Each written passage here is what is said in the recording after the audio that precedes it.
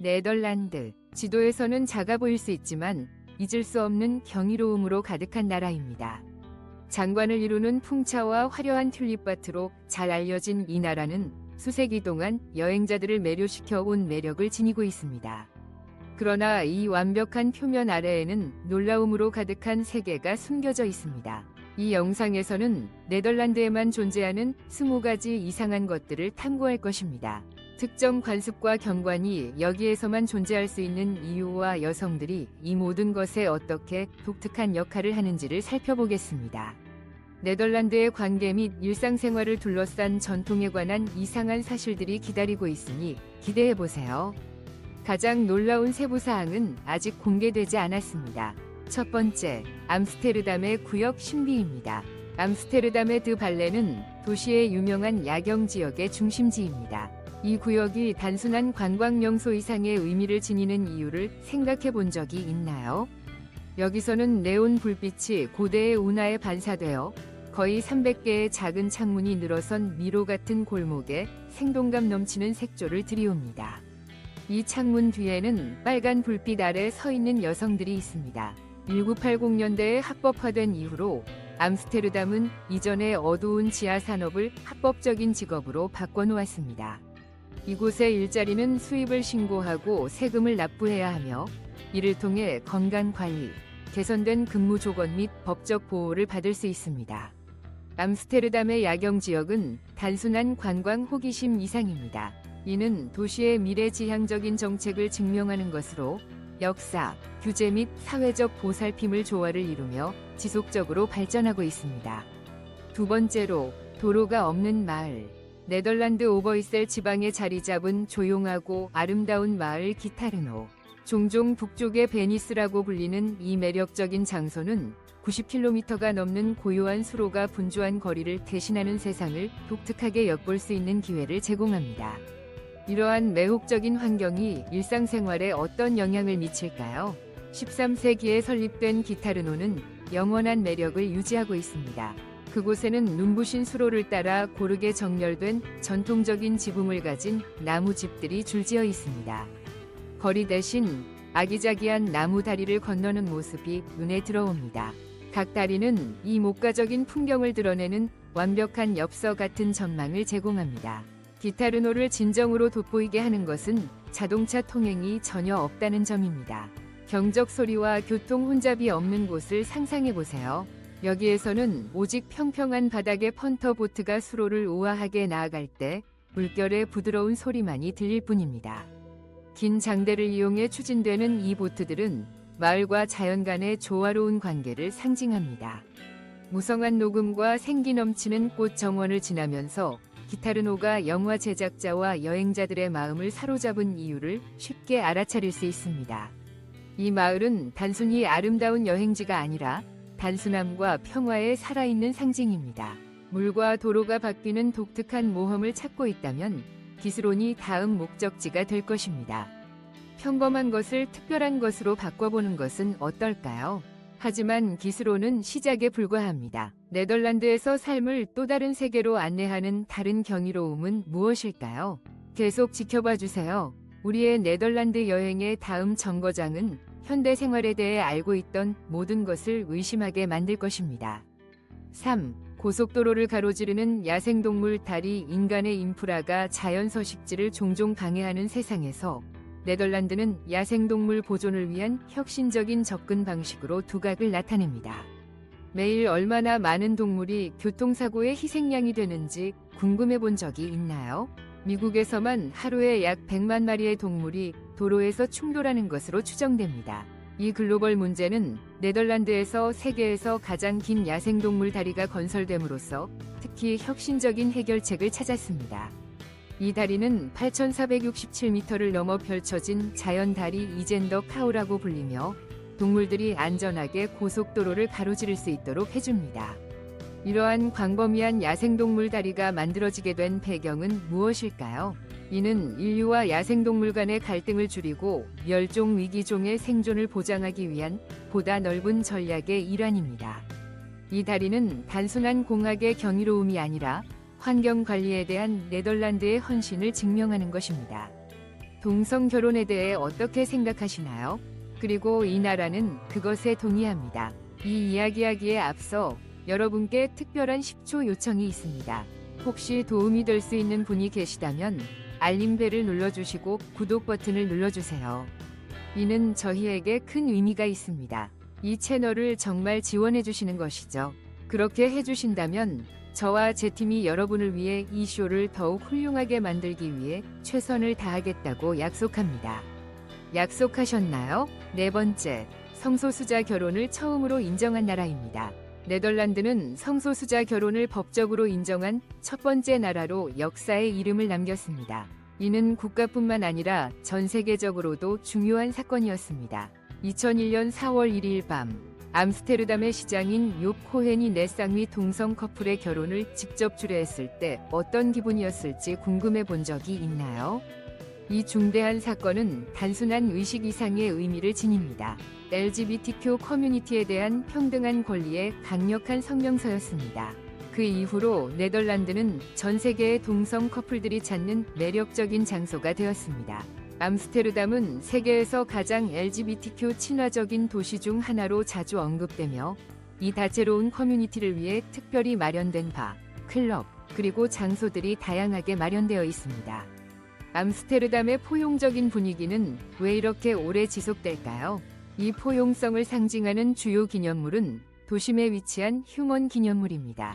이 기념물은 차별에 맞서 싸운 동성애자 남성과 여성들을 기념할 뿐만 아니라 그들의 회복력을 증명하는 상징으로서의 의미를 갖습니다.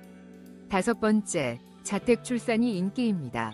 계속하기 전에 여러분께 작은 부탁 하나 드릴게요. 이 콘텐츠가 마음에 드신다면 잠시만 시간을 내셔서 채널 구독과 영상 좋아요를 눌러주세요. 시청자 중 99% 이상이 구독 없이 영상을 보고 계시거든요. 구독은 여러분께 아무런 비용이 들지 않지만 저희에게는 정말 큰 힘이 됩니다. 그러니까 지금 바로 구독 버튼을 눌러주세요. 구독해주셔서 정말 감사드립니다. 자, 그럼 다시 영상으로 돌아가 볼까요? 네덜란드가 아기를 집에서 맞이하는 것을 아직도 흔한 선택으로 여기는 몇 안 되는 선진국 중 하나라는 사실을 알고 계셨나요? 대략 3분의 1위 네덜란드 여성들이 집에서 아기를 맞이하며 이 비율은 1990년대 초반 이후 꾸준히 유지되고 있습니다. 병원에서 아기를 맞이하는 쪽으로 점점 더 나아가는 세상에서 이 전통이 어떻게 살아남고 있을까요? 그 주요 이유 중 하나는 이 나라의 건강보험 정책에 있습니다. 네덜란드에서는 건강보험이 집에서 아기를 맞이하는 비용을 전액 보장합니다. 반면 의료적 필요 없이 병원에서 아기를 맞이하는 경우 가족이 자비로 비용을 부담해야 할 수 있습니다. 이러한 재정적 요인이 많은 네덜란드 여성들이 집에서 아기를 맞이하기로 선택하는 이유일까요? 하지만 비용만이 전부는 아닙니다. 네덜란드의 의료 시스템은 집에서 아기를 안전하게 맞이할 수 있도록 잘 훈련된 전문 조산사들의 강력한 네트워크를 자랑합니다. 이 조산사들은 진통 중뿐만 아니라 이후의 방문을 통해 엄마와 아기의 건강을 보장하는 포괄적인 돌봄을 제공합니다. 번호 6. 네덜란드 남성들은 세계에서 가장 키가 큰 사람들입니다. 네덜란드는 뛰어난 신장으로 유명하며 남성의 평균 키는 6피트, 여성은 약 5피트 7인치입니다.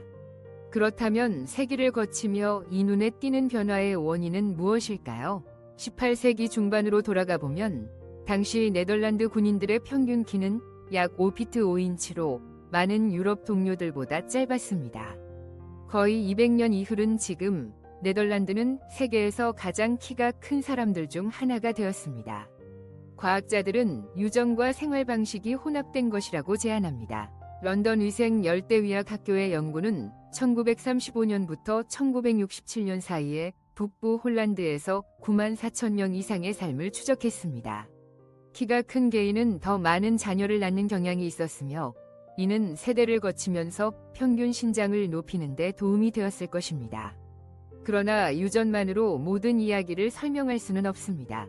그들의 식단도 관련이 있을까요? 네덜란드는 우유, 치즈, 요거트와 같은 많은 유제품을 소비하는데 이들은 칼슘과 영양소가 풍부하여 뼈 성장에 매우 중요합니다. 이와 더불어 그들의 우수한 의료 시스템이 더해져 키 크기에 대한 좋은 조건을 만듭니다. 7번. 자전거 타기에 안전한 나라. 네덜란드에서 자전거는 단순한 이동수단이 아니라 편리함, 지속 가능성, 웰빙으로 특징 지어진 생활 방식을 나타냅니다. 대략 1700만 인구에 대해 2300만 대의 자전거가 있다는 것을 알고 계셨나요? 맞습니다. 이 작지만 매력적인 나라에는 실제로 사람보다 더 많은 자전거가 있습니다. 네덜란드의 평평한 지형은 자전거 타기에 이상적인 환경을 제공하며 이를 뒷받침하는 대규모 노력도 있습니다. 네덜란드 정부는 자전거 인프라에 대규모 투자를 하여 3만 5천 킬로미터 이상의 자전거 도로를 건설했습니다. 이 도로들은 신중하게 설계되어 자동차 도로와 분리된 전용 차선, 자전거 전용 신호 등 모든 마을과 도시에서 충분한 자전거 주차 공간을 갖추고 있습니다. 자전거를 타는 것은 젊은 사람들만의 일이 아닙니다. 어린이부터 할아버지, 할머니까지 모든 사람들이 자전거를 타고 돌아다니는 모습을 볼 수 있습니다. 부모들은 종종 화물 자전거를 사용하며 때로는 여러 자녀를 태우고 가는 경우도 있어 이러한 자전거는 일종의 이륜 가족 자동차 역할을 합니다. 사이클링에 대한 사랑은 전국적인 행사인 자전거의 날, 내셔널 바이시클 데이, 과 아메스텔 골드레이스, 엠스텔 골드레이스와 같은 행사로 이어지며 이곳에서는 수천 명이 자전거에 대한 열정을 함께 축하합니다. 번호 8. 유기동물이 없는 유일한 나라. 네덜란드에서는 거리에서 배회하는 유기동물의 모습이 사실상 존재하지 않으며 이는 동물 복지에 대한 진보적인 접근의 결과입니다. 이러한 성과는 역사적 필요성과 현대적 동정심이 결합된 결과로 19세기에는 광견병 발생이 빈번하여 많은 우려를 불러일으켰고 네덜란드 정부는 단호하게 행동하게 되었습니다. 그들은 전국적인 중성화 프로그램을 시행하여 70% 이상의 떠돌이 암컷개를 성공적으로 중성화하였고 이로 인해 유기동물 개체수가 급격히 줄어들었습니다. 이 프로그램은 질병 확산을 억제하기 위한 건강검진과 백신 접종과 함께 진행되었습니다. 오늘날 네덜란드는 반려동물에 대한 깊은 애정으로 유명하며 개들이 자전거 바구니에 타거나 반러인과 함께 반려동물 친화적인 카페나 대중교통을 이용하는 모습을 자주 볼 수 있습니다. 네덜란드의 유기동물 제거 성공 사례는 공공건강과 동물복지를 균형 있게 관리하는 인도적이고 효과적인 동물 관리 모델을 보여줍니다. 네덜란드의 매력과 경이로움을 탐험하며 이 작은 나라가 독특한 문화와 라이프 스타일에서 얼마나 큰 영향을 미치는지를 알게 되었습니다. 생활의 일부로서 자전거를 이용하는 것부터 매력적이면서도 실용적인 물 관리 방식까지 네덜란드 사람들은 매혹적이고 영감을 주는 사회를 만들어냈습니다. 사람들을 하나로 모으는 헤젤니히 정신이든 떠다니는 집에서의 혁신적인 생활 솔루션이든 네덜란드는 전통과 미래지향적인 사고의 완벽한 조화를 보여줍니다. 9번. 풍차. 네덜란드의 상징적인 풍차는 단순한 그림 같은 랜드마크 이상의 의미를 지니고 있습니다. 이들은 수세기 동안 바다와의 싸움에서 네덜란드의 독창성과 회복력을 상징하는 영원한 상징입니다. 13세기로 거슬러 올라가는 이 거대한 구조물들은 물 관리에 필수적인 역할을 해왔으며 습기 많고 홍수가 자주 발생하는 땅을 비옥한 농지로 변화시키는 데 기여했습니다. 국가의 4분의 1 이상이 해수면 아래에 위치한 네덜란드에서 물 관리 문제는 항상 생존의 문제였습니다. 풍차는 거대한 날개를 이용해 바람의 힘을 활용하여 곡물을 갈고 나무를 자르고 가장 중요한 물을 낮은 지역에서 퍼내는 데 기여한 조용한 영웅이었습니다. 가장 유명한 것 중 하나는 유네스코 세계문화유산으로 지정된 킨더다이크 풍차 복합체입니다.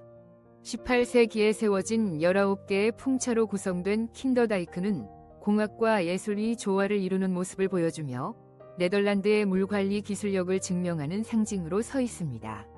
오늘날 많은 풍차들이 역사적 기념물로 보존되어 있지만 여전히 수백만 명이 방문객을 끌어들이며 네덜란드의 풍부한 문화유산과 기술적 역량을 엿볼 수 있는 기회를 제공합니다. 번호 10. 알메레 밀가루 경매. 네덜란드 밀가루 산업의 중심부에 위치한 알메레 밀가루 경매는 효율성과 규모의 경이로움으로 이 나라가 세계적 권위의 화훼 강국으로 자리 잡도록 하고 있습니다. 10만 제곱미터 이상의 면적으로 이는 약 20개의 축구장 크기입니다. 이 거대한 허브에서는 매일 수백만 송이의 꽃들이 모여 멀리 있는 시장으로 향합니다. 네덜란드 튤립부터 아프리카, 남아메리카, 아시아의 이국적인 꽃들까지 수백만 송이가 어떻게 분류되고 판매되며 유럽 전역으로 배송되는 걸까요? 여기서의 속도와 정밀성은 단 몇 시간의 아침에 이루어지는 작업에서 비할 데 없습니다. 꽃은 경매되고 분류되며 유럽 각지로 발송되며 종종 소비자에게 같은 날 도착합니다. 하지만 알메레를 독특하게 만드는 것은 바로 네덜란드 경매 시스템입니다. 가격이 상승하는 전통적인 경매와는 달리 여기서는 가격이 높은 위치에서 시작하여 누군가 거래를 성사시킬 때까지 떨어집니다. 이는 구매자들이 자신들의 자리를 확보하기 위해 신속하게 행동해야 하는 스릴 넘치는 빠른 분위기를 만들어냅니다. 가격이 하락하는 순간의 긴장감은 매우 뚜렷하게 느껴집니다. 과연 거래를 잡을 수 있을까요? 아니면 놓쳐버릴까요? 수천 건의 거래가 몇 시간 내에 이루어지며 알메레 밀가루 경매는 끊임없는 흥분과 에너지의 장소가 됩니다. 지금 어디에서 몇 시에 이 영상을 보고 계신지 댓글로 남겨주세요.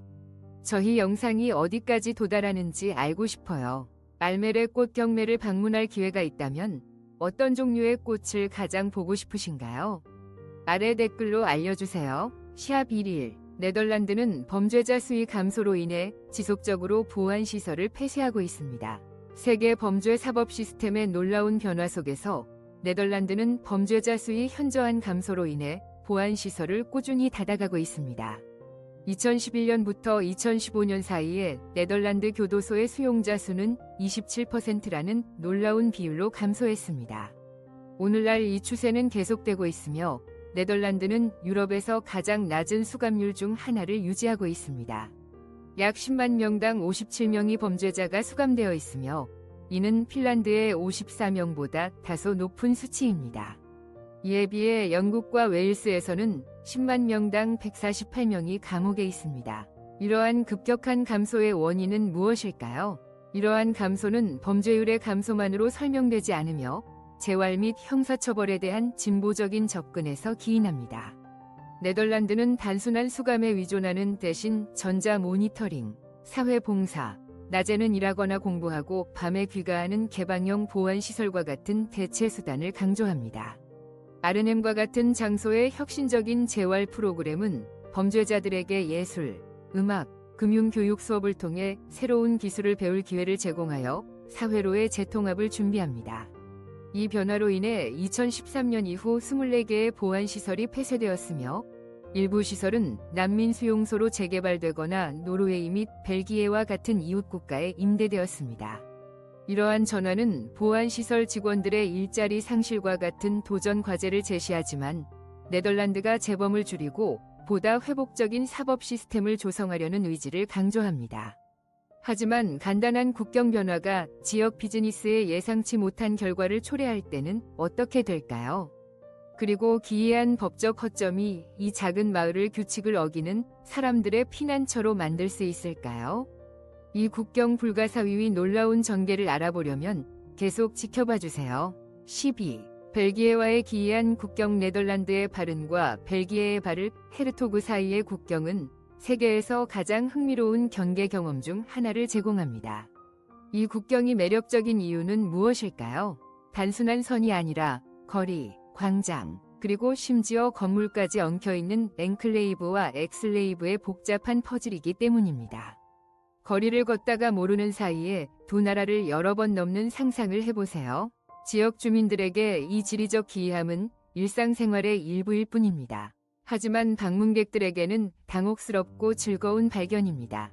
기술적으로 벨기에 영토인 바르 헤르토그에는 네덜란드에 완전히 둘러싸인 22개의 작은 토지가 포함되어 있습니다.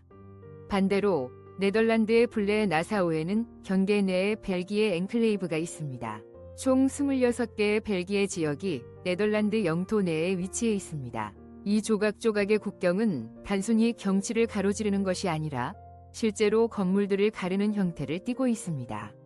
일부 주택은 국경으로 나뉘어 주민들은 단순히 한 방에서 다른 방으로 이동함으로써 두 개국의 서로 다른 법률 아래에서 생활할 수 있습니다. 이 미로 같은 국경을 확인하기 위해 국경은 보도, 거리, 심지어 주택을 따라 흰색 십자가로 표시되어 있습니다. 국경을 가로지르는 일부 레스토랑에서는 손님들이 다른 테이블로 이동함으로써 쉽게 국가를 전환할 수 있습니다. 주민들은 종종 자택의 정문이 향하는 쪽에 따라 법적인 의무를 정합니다. 네덜란드 법에서 벨기에 법으로 전환하고 싶으신가요? 경우에 따라 주민들은 단순히 정문의 위치를 옮기기도 했습니다. 이러한 복잡한 구조는 독특한 지역 규칙을 초래하였습니다. 예를 들어 상점과 반은 기술적으로 위치한 국가의 공휴일과 운영 시간을 따릅니다. 이로 인해 초현실적인 장면이 연출될 수 있습니다. 반은 네덜란드 쪽에서는 문을 닫아야 하지만 벨기에 쪽은 여전히 활기로 가득 차 있을 수 있습니다.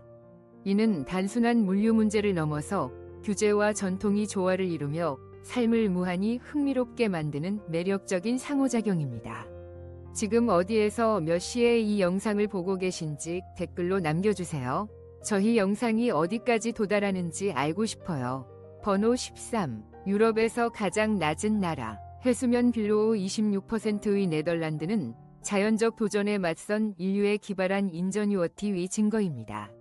이 독특한 지형은 광활한 평야와 매력적인 마을로 구성된 경관뿐만 아니라 이 매혹적인 나라의 삶의 방식에도 영향을 미쳤습니다. 가장 낮은 지점인 주리크 플라스폴더는 해수면 아래 6.76m의 위치해 있어 침수에 가장 취약한 지역 중 하나입니다. 그렇다면 그들은 바다를 어떻게 막고 있을까요? 이러한 노력의 핵심은 중세시대의 간단한 흙더미로 만들어진 댐들로 현재는 수천 킬로미터에 이르는 강력한 장벽으로 발전했습니다. 이러한 구조물은 필수적이지만 실제로 경이로운 것은 델타 워크스 프로젝트입니다. 1997년에 완료된 이 일련의 댐, 수문, 잠금장치 및 폭풍 해일 방어벽은 1953년 북해의 대홍수 이후 개발되었으며 이 홍수는 엄청난 인명과 재산 손실을 초래했습니다. 델타 워크스의 가장 인상적인 특징은 길이가 거의 6마일인 스톰 서지 방어벽인 오스터 셀데크링입니다. 이 거대한 문은 정상적인 조건에서 열려 있어 자연스러운 물의 흐름을 허용하지만 폭풍 동안에는 내륙 지역을 보호하기 위해 닫힐 수 있습니다. 현대 세계의 7대 불가사의 중 하나로 인정받는 이 공학적 경위는 단순한 안전을 넘어 생존에 관한 것입니다. 오늘날 이러한 공학적 경이로움은 나라를 보호할 뿐만 아니라 그 정체성을 정의하며 기능성과 물에 대한 깊은 문화적 연결을 조화롭게 엮어냅니다.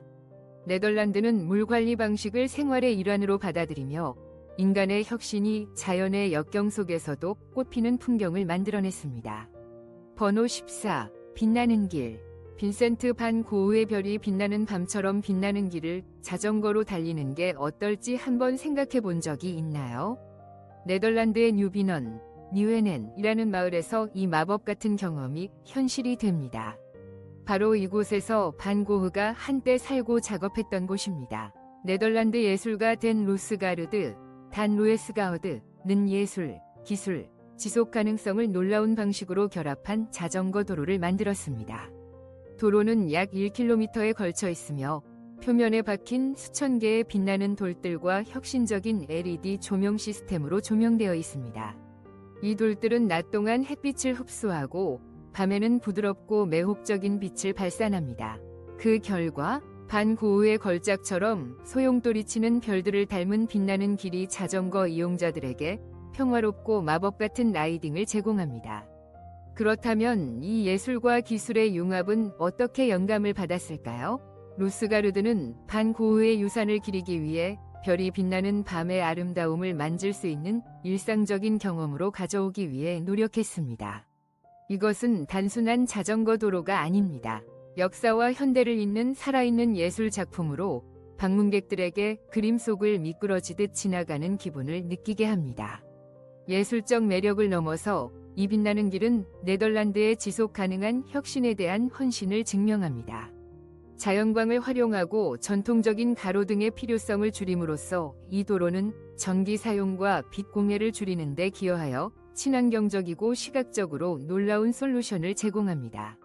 이 빛나는 길에서 야간 자전거 타기를 할 생각이 있으신가요? 아니면 더 많은 도시들이 비슷한 지속 가능한 디자인을 채택해야 한다고 생각하시나요? 아래 댓글로 알려주세요. 15. 오렌지에 대한 사랑. 네덜란드는 오렌지 색상에 대한 지속적인 열정을 가지고 있습니다. 이는 그들의 국기가 빨강, 하양, 파랑임을 감안할 때 주목할 만한 현상입니다. 그렇다면 왜 오렌지가 그들의 문화와 사회생활에서 지배적인가요? 그 답은 네덜란드 역사 깊은 곳에 있으며 오렌지 나사우 가문과 독립의 놀라운 유산과 연결되어 있습니다. 오렌지에 대한 사랑은 16세기로 거슬러 올라가며 1568년 스페인 지배에 맞선 네덜란드 반란을 이끈 네덜란드의 윌리엄의 별명은 침묵의 윌리엄입니다. 이 갈등은 80년 동안 이어졌고 결국 네덜란드 공화국이 수립되었으며 윌리엄은 창립자로 인정받았습니다. 그의 이름과 오렌지 색상 간의 연결은 오렌지를 단결, 자유, 자긍심의 국가적 상징으로 변모시켰습니다.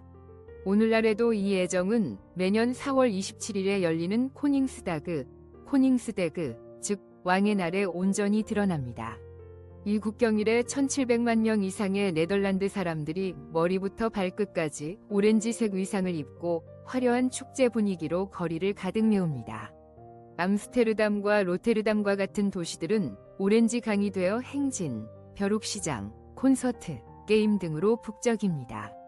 거리에는 오렌지 장식, 깃발, 조명, 풍선으로 꾸며져 있으며 애완동물들도 종종 오렌지 액세서리를 착용하고 재미에 동참합니다. 하지만 이러한 헌신은 국가 기념일에 국한되지 않습니다. 스포츠 행사, 특히 축구에서는 이러한 활기찬 열정이 뚜렷하게 드러납니다. 네덜란드 국가대표팀인 오렌지는 주황색 유니폼을 입고 그들의 지지자들인 오렌지 레기온, 오렌지 리전도 마찬가지입니다. 유로든 월드컵이든 네덜란드 팬들은 주황색 바다를 만들어내고 구호를 외치며 깃발을 흔들고 불가피한 생기를 불어넣습니다. 번호 16. 정부는 연료 기반 차량에서 휘발유 판매를 금지합니다. 네덜란드가 기후변화에 대처하기 위해 놀라운 조치를 취하고 있다는 사실을 알고 계셨습니까? 이 작지만 진취적인 나라는 녹색 에너지에 대한 대담한 약속으로 주목받고 있습니다. 가장 주목할 만한 이니셔티브 중 하나는 연료 기반 차량을 완전히 단계적으로 없애려는 노력입니다. 2025년부터 네덜란드는 디젤차에서 휘발유 판매를 금지할 예정입니다. 대신 운전자는 전기 및 태양광 차량으로 전환할 것을 권장받으며 이러한 차량은 세금 면제 혜택을 받습니다. 그러나 네덜란드는 거기서 그치지 않습니다. 그들은 떠다니는 발전소를 만들고 있습니다. 현재 그들은 7만 3천 개 이상의 태양광 패널이 장착된 15개의 태양광 섬을 개발 중입니다. 이 태양광 섬들은 이 나라의 독특한 지리적 이점을 활용하여 재생 가능 에너지원을 활용하려는 더 큰 노력의 일환입니다. 그리고 풍력 에너지는 어떨까요? 네덜란드는 상징적인 풍차로 잘 알려져 있지만 이제는 현대적인 풍력 터빈으로 녹색 에너지 생산을 더욱 강화하려고 하고 있습니다. 2030년까지 1100개 이상의 새로운 풍력 터빈을 설치할 계획입니다.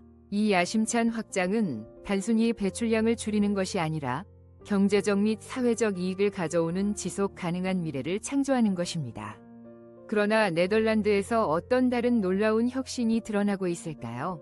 다음에는 전체 도시의 전력 공급 방식을 재정의할 수 있는 매혹적인 프로젝트를 공개할 예정이니 기대해주세요.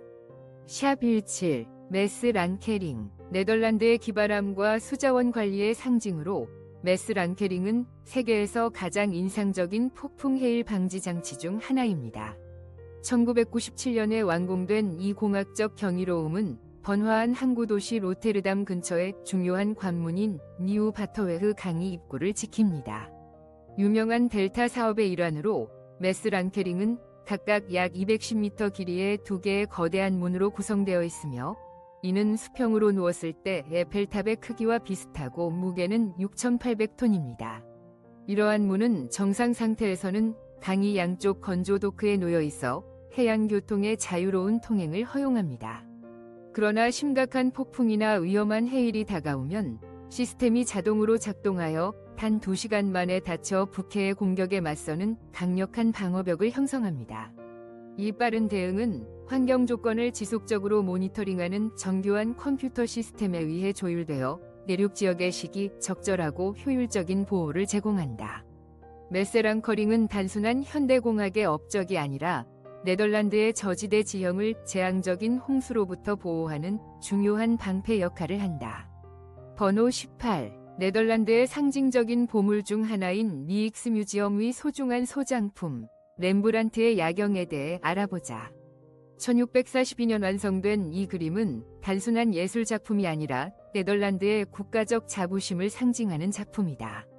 하지만 야경을 특별하게 만드는 요소는 무엇일까? 그리고 매년 수백만 명의 방문객을 매료시키는 이유는 무엇일까? 렘브란트의 혁신적인 빛과 그림자의 사용은 악의적인 장면을 생생하게 되살리며 액션의 순간을 포착한다. 그러나 이 시각적인 경이로움을 넘어 이 걸작은 격동의 역사를 지닌다. 거의 400년 존재하는 동안 야경은 여러 차례 큰 어려움에 직면했다는 것을 알고 있었는가? 여러 번 손상되었고 다양한 전시 공간에 맞추기 위해 가장자리가 잘리기도 했다. 이러한 역경에도 불구하고 이 그림은 버텨내며 회복력과 예술적 유산을 상징하고 있다. 2019년으로 빨리 넘어가 보자. 리츠 뮤지엄은 야경 작전 프로젝트라는 야심찬 프로젝트를 시작했다. 전형적인 실험실에서 숨겨진 보존 노력이 아닌 이 프로젝트는 대중의 눈앞에서 진행된다. 그들은 대형 유리방 안에서 작업하며 모든 방문객이 청소, 색상 복원 및 세밀한 디테일 다듬기라는 수고로운 과정을 관찰할 수 있습니다. 최신 기술을 사용하여 팀은 그림의 각 부분을 스캔하고 분석하여 모든 붓질이 미래 세대를 위해 보존되도록 합니다.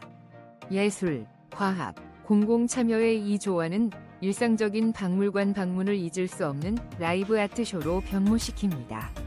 번호 19. 튤립과 쾌케노프 정원. 네덜란드는 그림 같은 풍차뿐만 아니라 매년 봄 화려한 튤립밭이 전원을 다채로운 색깔의 만화경으로 변모시키는 곳입니다. 멀리까지 펼쳐진 만개한 튤립 사이를 걷는 기분이 어떨지 궁금해 본 적이 있나요? 이 꽃의 장관은 종종 거대한 생생한 테피스트리에 비유되며 세계 각지에서 방문객을 끌어들입니다. 유럽 정원으로 알려진 쾌케노프 정원은 리스 마을에 위치해 있으며 꽃애호가들에게 최적의 목적지입니다. 약 80에이커에 걸쳐 펼쳐진 쾌케노프는 매년 700만 개 이상의 튤립 구근과 수많은 수선화, 히아신스 및 기타 봄꽃들을 전시합니다. 3월 중순부터 5월 중순까지 이 꽃의 천국은 문을 열고 수백만 명을 초대하여 정교하게 설계된 경관에 몰입하게 합니다. 흥미롭게도 튤립은 네덜란드에서 원산지가 아닙니다.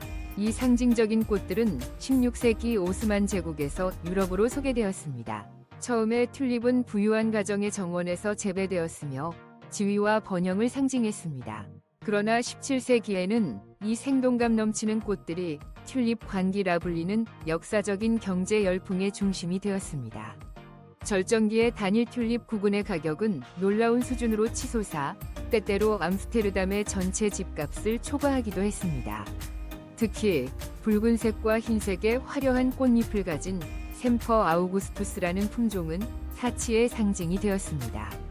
그러나 모든 거품과 마찬가지로 이 역시 결국 터지게 되었고 네덜란드 문화에 큰 흔적을 남겼습니다. 오늘날 튤립의 열풍은 사라졌지만 이 꽃은 여전히 네덜란드의 사랑받는 상징으로 남아있으며 국가의 정체성과 항상 얽혀 있습니다. 따라서 네덜란드를 방문할 때 튤립밭을 탐험하는 것은 단순히 그 아름다움을 즐기는 것이 아니라 흥미로운 역사적 장으로의 여행입니다. 이 매력적인 나라가 가진 다른 놀라움은 무엇일까요? 기대해주세요. 20번. 네덜란드의 운하들. 암스테르담의 운하가 단순한 경치 이상의 의미를 가진 이유가 궁금하신가요? 이 수로는 도시를 관통하며 혈관과 같은 역할을 하며 살아있는 유기체의 일환으로 네덜란드의 공항 및 도시 계획에서의 독창성을 잘 증명하고 있습니다. 17세기 네덜란드의 황금기 동안 이 운하들은 단순한 볼거리가 아니었습니다. 운하 시스템은 상업, 방어, 그리고 특히 수자원 관리와 같은 여러 가지 문제를 해결하기 위해 면밀히 설계되었습니다. 네덜란드의 많은 지역이 해수면 아래에 위치하고 있는데 네덜란드 사람들은 끊임없이 존재하는 홍수의 위협을 어떻게 관리했을까요? 그 답은 도시의 복잡한 수로에 있습니다. 암스테르담의 운하는 약 100km에 걸쳐 있으며 1,500개 이상의 다리가 각각 독특한 디자인으로 구성되어 있습니다. 역사적인 목재 구조물부터 현대적인 강철 구조물까지 다양합니다. 2010년에 이 놀라운 수로 네트워크는 유네스코 세계유산으로 등재되었습니다. 그러나 이것이 도시와 주민들에게 의미하는 바는 무엇일까요? 이 수로는 낭만적인 매력을 넘어서 도시 기후를 조절하고 홍수 위험을 관리하는 데 중요한 역할을 합니다. 또한 17세기 암스테르담이 글로벌 무역 중심지로 발전하는 데 기여한 역사적인 기억을 간직하고 있습니다. 그 당시 이 수로는 상품의 효율적인 운송을 가능하게 하여 도시를 국제적인 무역 강국으로 변모시켰습니다. 오늘 영상이 마음에 드셨다면 좋아요를 눌러주시고 채널 구독도 잊지 마세요. 여러분의 응원이 큰 힘이 됩니다. 화면에 나타나는 영상을 클릭해보세요. 분명 이 콘텐츠를 좋아하실 것입니다. 다음 채널에서 보고 싶은 국가에 대해 아래에 댓글로 남겨주세요. 시청해주셔서 정말 감사합니다. 다음 영상에서 뵙겠습니다. 함께 해주셔서 감사하며 댓글을 남기고 좋아요를 눌러서 응원해주시고 더 흥미로운 영상을 위해 구독 버튼도 누르는 것을 잊지 마세요. 다음에 또 만나요.